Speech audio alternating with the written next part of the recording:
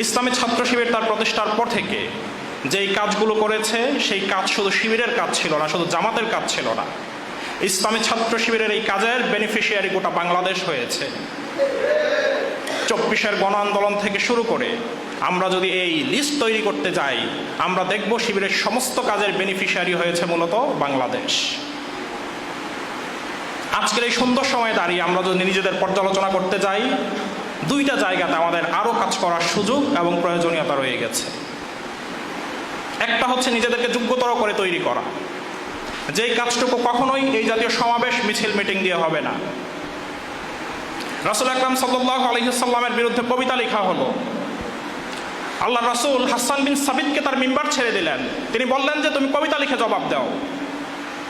আল্লাহ রাসূল চাইলে কিন্তু কাউকে নির্দেশ দিতে পারতেন যে কবিতা লিখেছিল সেই কাফেরের জিভ ছিঁড়ে নিয়ে আসার জন্য, তাকে হত্যা করার জন্য।